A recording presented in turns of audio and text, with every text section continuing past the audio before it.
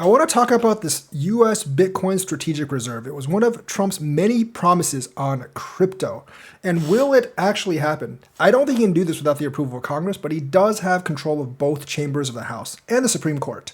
So will it actually happen?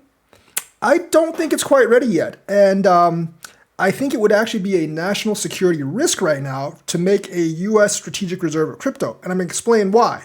You know that Bitcoin, and that's the asset that he's going to make a US strategic reserve of that he's promised.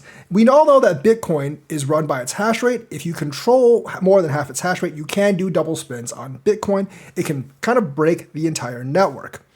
And obviously, the US has a lot of kind of like antagonist countries like Russia and China.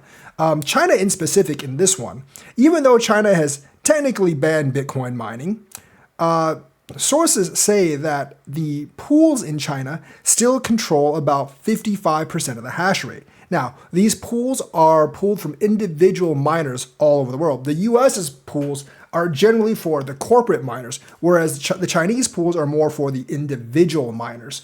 And it seems like 55% of the hash rate still resides in China. That's way too much. You do not want to make a strategic reserve of an asset that an antagonist country actually has a lot of control over.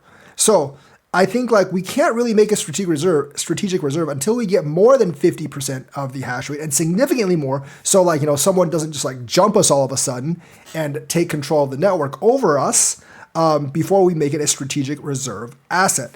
I'm not really sure how that can happen. Maybe we can support more Bitcoin mining, open up more mines here. But at this point, Bitcoin mining isn't really all that profitable. So I'm not really sure who's actually going to do it.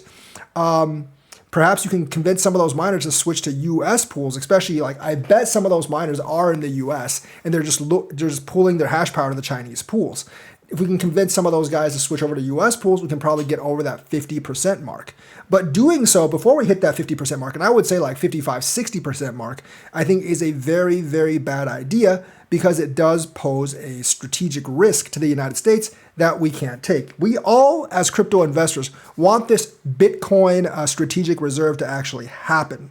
But there are certain things like national security that we have to take into account before that. I mean, yes, pump your bags, but you can't just have a strategic reserve of the United States that can be hijacked by the Chinese government at any time. I do believe the Chinese government knows who owns those pools in China, and they can hijack them almost at any time, because if the CCP sends people to your company and they say, we want to take it over for a minute, then they're going to take it over for a minute, and you don't really have any choice. So that would make us very vulnerable if we didn't take the majority of the hash rate back. And I do think that can be done through a combination of corporate crypto mining and also convincing some miners to pool with US pools. Obviously, they probably pay out different amounts. We'll have to adjust things like that. I've done some Ethereum mining in the past. I kind of know how that works, but I haven't done mining in like 7 or 8 years, like 6 or 7 years. It was like my first year in crypto that I was like, ooh, mining, fun. And then like I blew out my video card. I was like, yeah, not so fun. But anyways, Bitcoin mining needs to be more US centric. At least the hash rate does. Before we can make it a strategic reserve, we need to be able to ensure that our strategic reserve and our country's money investment aren't under the control of someone else. So that's my view on it. Let me know what you think. Like and subscribe, hit that bell notifications button. Thank you and have a nice day.